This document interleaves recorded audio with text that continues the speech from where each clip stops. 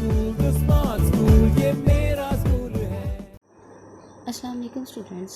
आज का जो हमारा टॉपिक है वो है यूनिफॉर्म सर्कुलर मोशन। अब यूनिफॉर्म का क्या मतलब होता है कि ऐसी चीज़ जिसमें कोई चेंज ना हो, वो जिस स्पीड से या जिस डायरेक्शन में जा रही है उसी से वो मूव करती रहे। सर्कुलर मोशन किस सर्कल में मूव करे, तो इसका मतलब यूनिफॉर्म सर्कुलर मोशन ऐसी मोशन है जिसमें कोई बॉडी सर्कल में मूव करे विद कांस्टेंट स्पीड या कांस्टेंट वेलोसिटी, तो उसको हम बोलते हैं यूनिफॉर्म सर्कुलर मोशन। अब इसकी कुछ एग्जांपल्स हमारी डेली लाइफ में है। अगर आप एक स्ट्रिंग ले लें, ये स्ट्रिंग है, इस तरह से आपने अपने हाथ में पकड़ा है, यहाँ पे आपने कोई इसके बांध दिया है कोई स्टोन। जब ये सर्कल में इस तरह से मूव करेगा, जब आप इसको घुमाएंगे तो क्या होगा, आप अपने हाथ को शेक करेंगे तो ये बॉडी या ये स्टोन एक सर्कल में मूव करना स्टार्ट कर देगा आपके हाथ के गिर्द। ठीक है, तो इसकी मोशन क्या होगी, सर्कुलर मोशन। इसी तरह से जो हमारी ज़मीन मूव कर रही है,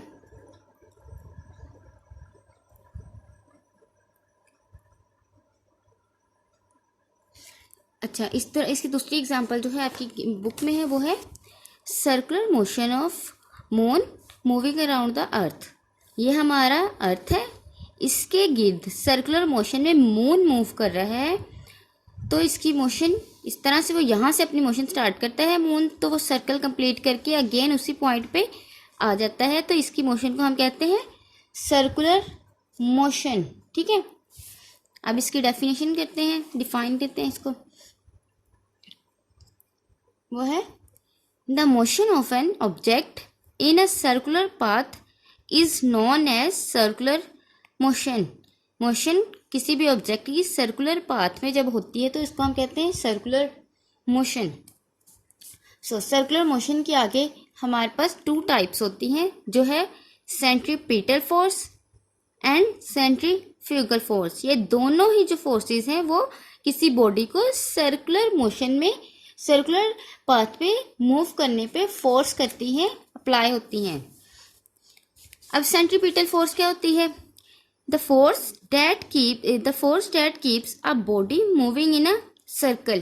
ऐसी फोर्स जो किसी भी बॉडी को या किसी भी ऑब्जेक्ट को एक सर्कल में मूव करने को फोर्स करे, तो उसको हम बोलते हैं सर्कुलर सेंट्रीपिटल फोर्स। ये होती किस तरह से, एक बॉडी है मूव कर रही है, इसकी समझने के लिए भी आपकी बुक ले लेते हैं। एक बॉडी है, यहाँ पे जब ये स्ट्रिंग है, इसके साथ एक बॉल को या किसी भी स्टोन को बांध दिया गया, जब इसने मूव करना है तो यहाँ से होते हुए वापस अपनी उसी पोजीशन पे जाना है सर्कुलर मोशन करते हुए। अब होना क्या है, इसके हर एक पॉइंट पे जो उसकी फोर्स होगी वो ये है सेंट्रीपिटल फोर्स। इसके दो कंपोनेंट्स होंगे जो उसके ऊपर एक्ट करेंगे इसकी मोशन के दौरान। एक होगी सेंट्रीपिटल फोर्स जो हमेशा सेंटर की तरफ इसको पुश करेगी। सेंटर का मतलब ही ये है कि सेंट्रीपिटल मतलब सेंटर की तरफ पुशिंग फोर्स। ठीक है, तो जो इसकी वेलोसिटी होगी वो फोर्स के परपेंडिकुलर होगी, 90 डिग्री पे एक्ट करेगी, जो इसको जिसकी वजह से ये सर्कल में मूव करेगा। ये फोर्स इसको अंदर की तरफ पुश करेगी सेंट्रीपिटल, और जो इसकी वेलोसिटी होगी वो इसको सर्कल में मूव करवाएगी। ठीक है, तो सेंट्रीपिटल का मतलब ही ये है जो सेंटर की तरफ उसको पुश करे। अब हम कहते हैं कि कोई भी बॉडी जो मूव कर रही है उसका मास है m, और वह सर्कल में मूव कर रही है तो उस सर्कल का कुछ रेडियस होगा जिसको हम r बोलेंगे। तो जब हम एक्सेलरेशन फाइंड करेंगे जिसको हम सेंट्रीपिटल एक्सेलरेशन बोलते हैं, तो वो होगा VAC is equal to V square over r which is centripetal acceleration. अब ये हमारे पास एक्सेलरेशन की वैल्यू आई है। अब यहाँ से इस फॉर्मूले को इस वैल्यू को यूज करते हुए हम फोर्स फाइंड कर सकते हैं सेंट्रीपिटल।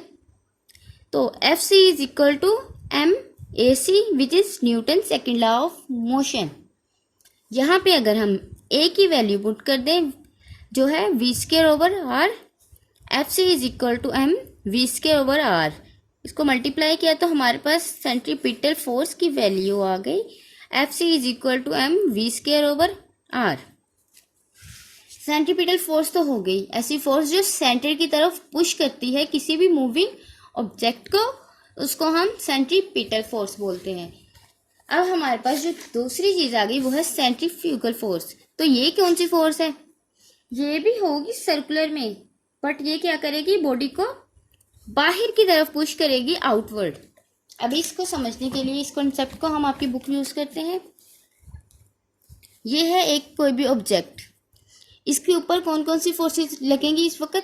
एक होगी सेंट्रीपिटल फोर्स जो इस बॉडी को अंदर की तरफ पुश करेगी, सेंटर की तरफ, सेंट्रीपिटल फोर्स कहलाएगी।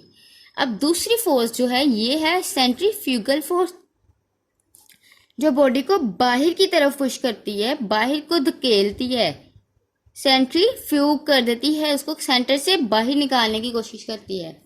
अब ये दोनों फोर्सेस इक्वल होती हैं, एक फोर्स इसको अंदर को पुश कर रही है, दूसरी फोर्स बाहर को पुश कर रही है, जिसकी वजह से बॉल अपनी पोजीशन पे रहता है। बिकॉज बोथ फोर्सेस एक दूसरे को कैंसिल आउट कर देंगी, तो बॉल अपनी ही पोजीशन पे रह के सर्कुलर मोशन स्टार्ट कर देगा, ना ही वो अपने सर्कल से बाहर जाएगा ना ही अंदर आएगा। तो कंसेप्ट आपका क्लियर हो गया होगा। सेंट्रीपिटल फोर्स क्या है? जो सेंटर की तरफ धकेलती है, और सेंट्रीफ्यूगल फोर्स जो सेंटर से बाहर की तरफ उसको पुश करती है, बाहर की तरफ लगने वाली फोर्स को हम सेंट्रीफ्यूगल फोर्स कहते हैं। होती दोनों ही सेंटर के सर्कुलर मोशन है, ठीक है। सेंट्रीफ्यूगल फोर्स की स्टडी रीड करते हैं इस टॉपिक को जरा।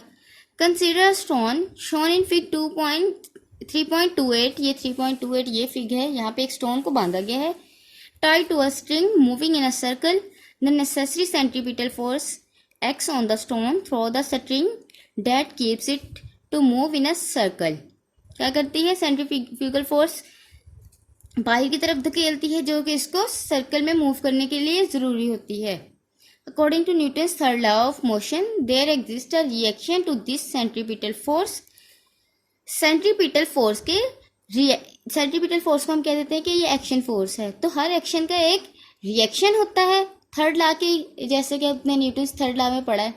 तो सेंट्रीपिटल फोर्स एक एक्शन कर रही है, तो इसके रिएक्शन के तौर पर जो फोर्स लग रही है उसको हम बोलते हैं सेंट्रीफ्यूगल फोर्स, जिसको हम रिएक्शन फोर्स भी आम वर्ड्स में कह सकते हैं। That pulls the string to outwards is sometimes called the centrifugal force। ठीक है, जो फोर्स उसको बाहर की तरफ आउटवर्ड डायरेक्शन में मूव करवा रही है या पुश कर रही है वो है सेंट्रीफ्यूगल फोर्स, जो सेंटर की तरफ पुल कर रही है वो है सेंट्रीपिटल फोर्स।